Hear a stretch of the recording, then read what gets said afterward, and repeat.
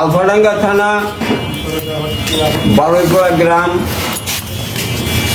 এই গ্রামে কত দরিদ্র ফ্যামিলিতে জন্ম নিয়েছে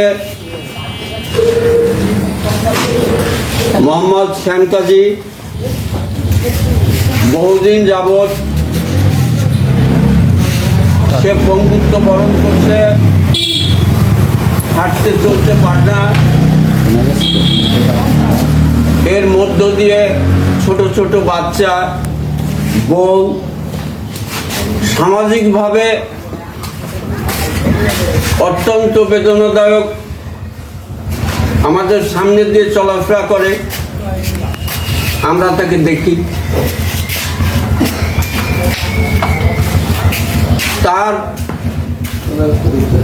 জীবিকা নির্বাহের জন্যে কিছু না কিছু উপার্জন করার প্রয়োজন, কিন্তু সে চলতেই পারে না। উপার্জন কিভাবে করবে? ঘরে বসে ওই মানসিক সাহায্য নিয়ে তার চলতে হয়। এমতো অবস্থায় আমি চিন্তা করে দেখলাম, এই ছেলেটার যদি একটু চলার ব্যবস্থা হতো তাহলে ওর উপার্জনটা মানুষের মাধ্যমে হতো, বাচ্চা নিয়ে চলতে পারতো, বউ বাচ্চা নিয়ে।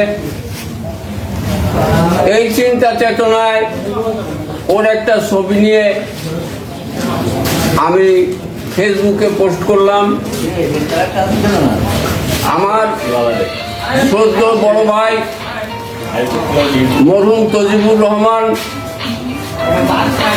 ওনারই যোগ্য জামাতা মেজো জামাই বাচ্চুর রহমান, সে সেই পোস্ট দেখে সে একটা হুইল চেয়ারের ব্যবস্থা করে দিছে। এজন্যে এলাকার পক্ষ থেকে জামাতা বাচ্চুকে আমি ধন্যবাদ জ্ঞাপন করছি, এবং সাথে সাথে এলাকাবাসীর পক্ষ থেকে তাকে কৃতজ্ঞতা জানাচ্ছি। আর সেই মহৎ উদ্দেশ্য নিয়ে বাচ্চু গাড়িটা পাঠিয়েছে, তারেরই শ্রদ্ধ শ্বশুর তবিবুর রহমান নীলু মিয়া সেই শ্যামকে গাড়িটা বুঝিয়ে দিয়ে তাকে আশীর্বাদ করে দিল।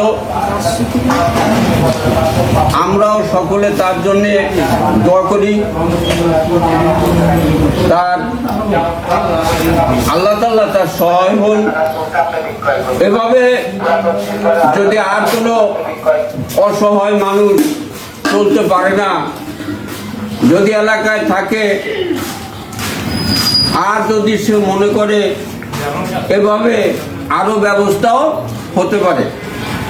মোবাইল এমন একটা মাধ্যম যে আমি ফেসবুকে লিখে দেওয়ার আধা ঘন্টা পরেই ফোন আসছে যে আমি এই হুইল চেয়ারটা দেবো, ছেলেটা অসহায়, চলতে পারে না। আরো 3 জন লাইনে ছিল।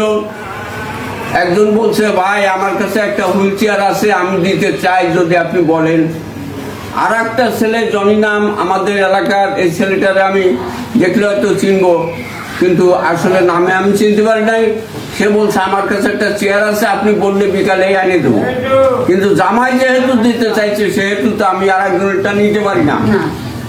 তা ভাই বন্ধুরা, আপনাদের সকলের কাছে আমার বিনীত আবেদন, অসহায় মানুষের পাশে আপনারা দাঁড়াবেন। 10 মিলে করি কাজ, হারিয়ে যেতে নাইলাম।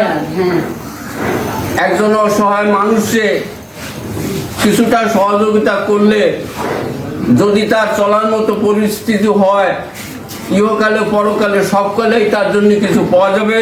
সকলকে ধন্যবাদ। আমি শ্যামকে এবং তার এই কচি বাচ্চাকে আমি দোয়া করি। শ্যামকে আমি বলবো, তোমার যেহেতু তুমি অসহায়, আমি একটা স্কুল করি, শিক্ষা প্রতিষ্ঠান, তোমার এই বাচ্চাটাকে আমার স্কুলে দিও, আমি ওকে বিনা বেতনে পড়াবো।